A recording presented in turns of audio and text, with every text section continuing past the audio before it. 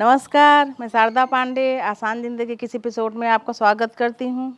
जैसे कि माघ महीना चल रहा है, गुप्त नवरात्रि भी चल रही है, बसंत पंचमी बीत गई 14 तारीख को। तो वैसे तो माघ महीने का नियम विधि का वीडियो मैं आपको दे चुकी हूँ, लेकिन पूरे माघ महीने में जो नियम न निभा पाएँ उनको क्या करना चाहिए, इसका एक छोटा सा वीडियो आपको दे रही हूँ।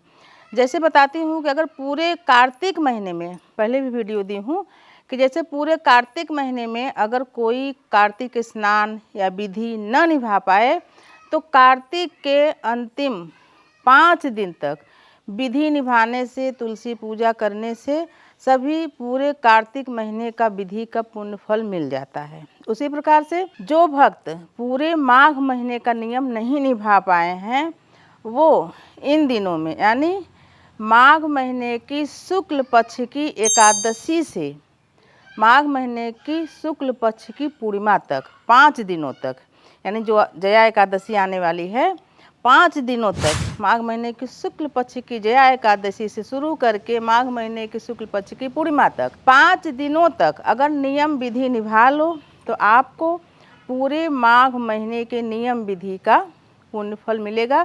ऐसे और तमाम विधियां हैं, जैसे मैं बहुत आपको कई बार बता चुकी हूँ कि जो प्रदोष त्रयोदशी व्रत महीने में 2 न कर पाए वो महाशिवरात्रि का महा उपवास यानी निर्जला व्रत करने से पूरे 12 महीने के 24 प्रदोष का व्रत का पुण्य फल मिलता है। तो ऐसे विधि हमारे ग्रंथों में, पुराणों में, उपनिषदों में लिखा हुआ है नियम कि जो पूरा न कर पाए उसका कैसे 1 या 5 करने से पूरा पुण्य फल अर्जित हो जाता है भक्तों को। अब कुछ विधि भी बताऊंगी। जैसे जब आप एकादशी से व्रत शुरू करोगे तो आपको 5 दिनों में क्या 5 चीजों को त्यागना है उसको आप नोट कर लें। एकादशी के दिन सेमी न खाएं, यानी इसमें व्रत वगैरह करने का नहीं है, सेमी की सब्जी न खाएं। द्वादशी के दिन पूतिका न खाएं। पूतिका आप लोग शायद जानते भी न हो, पोई होती है, पोई का पत्ता गोला गोला मोटा मोटा, हम लोग के बचपन में हमारे घर में लगा था। द्वादशी को पूतिका न खाएं, यानी पोई का पत्ता का सब्जी या पकौड़ा कुछ भी न खाएं। त्रयोदशी के दिन बैगन न खाएं। ये 5 दिन की विधि में आपको बता रही हूँ कि 5 दिनों में क्या क्या त्याग कर दें। पूर्णिमा के दिन सीताफल न खाएं और इन 5 दिनों में मूली का त्याग कर दें। आपको मैं बता रही हूँ कि माघ महीने के इन 5 दिनों में कैसे आप विधि और नियम करके पूरे माघ का शुभ फल ले सकते हैं। उसी प्रकार से तिल का बताई हूँ, जैसे कि बताई हूँ कि पूरे माघ महीने में 9 जो महापर्व पड़ रहे थे सब तिल के नाम से जाने जाएंगे। तो इन 5 दिनों में आपको तिल से क्या क्या करना है, 5 चीज़ें करनी है। सुबह उपटन लगा के नहाना है, तिल का ही यानी कि तिल का उपटन लगा के नहाना है, तिल का ही भोग, तिल का ही अक्षत, तिल का ही हवन और तिल का ही दान। अब हवन का है, जैसे मान लीजिए आपके पास कंडा वगैरह हो गाय का या मार्केट में मिल जाता है, या आम की पतली पतली लकड़ी हो या कुछ रुई वगैरह रख के भी तिल गुड़ घी से 5 दिनों तक लगातार हवन करने से, अगर आपके पास तुलसी मैया है, पीपल है, तो वहाँ पर बैठ के या पूजा घर में बैठ के 5 दिनों तक लगातार हवन करने से वो माघ महीने का सभी पुण्य फल, यानी जब हम थोड़े दिनों में कोई चीज़ का करके पुण्य फल लेते हैं तो उसका विधि नियम थोड़ा अच्छे से निभाना चाहिए। 5 दिनों में ये तिल का 5 काम रोज करना है। फिर आपके आसपास में पीपल हो, घर में तुलसी हो, तो इनको 1 दीपक रोज 5 दिनों तक शुद्ध घी का दिया रोज इनको देना है। तो आपको मैं बता रही हूँ कि जो भक्तजन पूरे माघ महीने में माघ का नियम न निभा पाए हों वो एकादशी से लेकर पूर्णिमा तक इन 5 दिनों में 5 चीज़ों का त्याग करके और 5 चीज़ों का तिल का इस्तेमाल करके पूरे माघ महीने का पुण्य फल अर्जित कर सकते हैं। तो इन 5 दिनों में गर्म पानी से भी न नहाएं। हो सके आपके आसपास गंगा जमुना कोई भी चलती नदी हो उसमें स्नान कर लें तो और भी पुण्य फल बढ़ जाता है। अब गर्मी आ गई है तो इसमें ऊनी वस्त्र, कम्बल वगैरह दान देने का कोई मतलब है नहीं। तो ऐसे में तिल का दान तो आपको बता ही रही हूँ।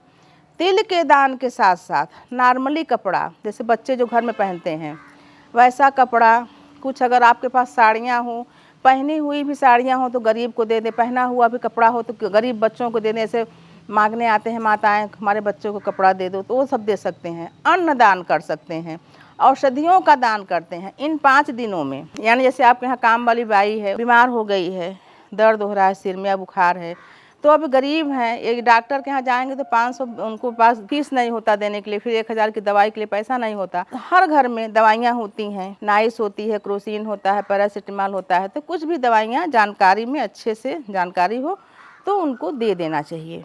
तो आपको बता रही हूँ कि इन 5 दिनों में जया एकादशी से शुरू करके पूर्णिमा तक आपको क्या क्या करना है। जब पूर्णिमा तिथि आए उस दिन शनिवार है, तो 24 फरवरी को पूर्णिमा है, दिन शनिवार है, तो इस दिन पीपल की पूजा करें।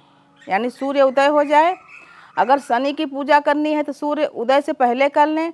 माँ लक्ष्मी और श्री हरि विष्णु जी की पूजा करना है तो सूर्य उदय के बाद 9, साढ़े 9, 10 बजे तक कर सकते हैं। हमेशा बताई हूँ कि पूर्णिमा के दिन माँ लक्ष्मी पीपल में वास करती हैं। और हमसे बहुत सारे लोग पूछते हैं कि पूर्णिमा का व्रत कब से शुरू करें, तो ये पूर्णिमा है माघी पूर्णिमा। जिनको पूर्णिमा का व्रत शुरू करना है वो पूर्णिमा का व्रत शुरू कर सकते हैं 24 फरवरी से। जिनको शनि का व्रत करना है वो शनि का व्रत 24 फरवरी से शुरू कर सकते हैं। तो ये सब शुभ तिथियां जब आती हैं तो मैं बोली आपको वीडियो बना के बता दें। बहुत सारे लोग पूछे थे कि पूर्णिमा का व्रत कब करें, तो इसके पहले बताई थी कि पूसी पूर्णिमा है, इसमें व्रत शुरू ना करें, माघी पूर्णिमा में करें। तो अभी तक हम वीडियो डालना कम कर दिए थे, व्यस्तता थी, और सभी वीडियो डला भी है। तो आगे आपके ढेर सारे प्रश्न हैं कि भागवत महापुराण कैसे पढ़ें, रामायण कैसे पढ़ें, सुंदरकांड कैसे पढ़ें, हनुमान चालीसा, हनुमान अष्टक, इन सब ग्रंथों के बारे में आप पूछे हैं कि शुरू कब करें, इनके पढ़ने का नियम क्या है, कैसे पढ़ें और क्या करें। तो आपको मैं विधिवत इसका वीडियो देने वाली हूँ कि कैसे भागवत महापुराण का जब हम आयोजन करते हैं तो वो करना चाहिए या भागवत महापुराण खुद पढ़ना चाहिए। इस विषय पर बहुत सुंदर सा वीडियो आपको देने वाली हूँ। और जो भी पर्व आने वाले हैं, जैसे होलाष्टक, मैं कई बार बताई हूँ कि होलाष्टक में कोई भी शुभ काम नहीं करना चाहिए, शादी ब्याह तो बिल्कुल नहीं करना चाहिए, टूट जाती है। ये सब पर्व के बारे में, होली के बारे में सब बताऊंगी। आगे नवरात्रि के बारे में फलहार वगैरह सब दूंगी। सभी वीडियो विधिवत आप देखें। भागवत महापुराण का आयोजन करना है या खुद पढ़ना चाहिए, खुद पढ़ने से आपको कितना जानकारी होता है। तो आप चैनल को सब्सक्राइब कर लें, हमारे साथ बने रहें, देखते रहें आसान जिंदगी। तब तक के लिए नमस्कार।